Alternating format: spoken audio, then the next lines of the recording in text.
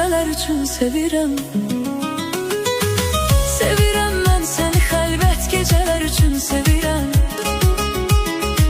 Kimsəsiz yer və qaranlıq küçələr üçün sevirəm. Sevirəm sadəliyindən doğan asudəliyi,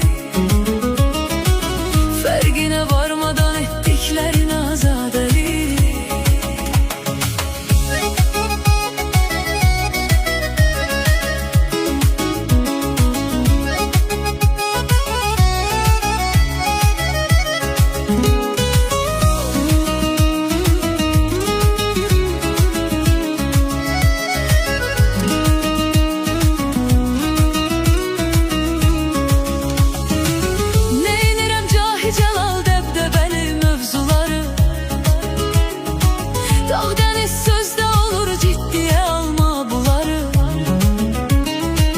Həsrətinlə gözümdən süzülən sel suları,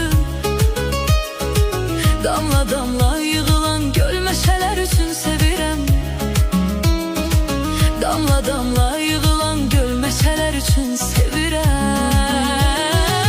Sevirəm mən səni xəlvət gecələr üçün sevirəm. Kimsəsiz yer və qaranlıq küçələr üçün sevirəm. Sevirəm sadəliyindən doğan asudəliyi, fərqinə varmadan etdiklərin azadəliyi.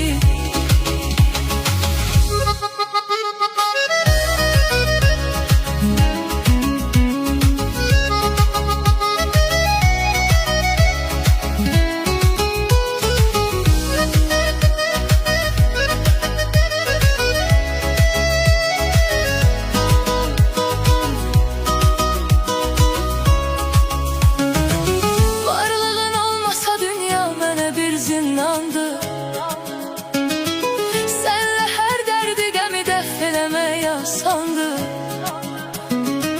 Xəstədir aşiq ona bir baxışın dərmanıdır. Rəhm elə mən səni bu müalicələr üçün sevirəm. Rəhm elə mən səni bu müalicələr üçün sevirəm. Sevirəm mən səni xəlvət gecələr üçün sevirəm. Kimsəsiz yer və qaranlıq küçələr üçün sevirəm. Sevirəm sadəliyindən doğan asudəliyi, fərqinə varmadan etdiklərin azadəliyi. Sevirəm mən səni xəlvət gecələr üçün sevirəm. Kimsəsiz yer və qaranlıq küçələr üçün sevirəm. Sevirəm sadəliyindən doğan asudəliyi, fərqinə varmadan etdiklərin azadəliyi.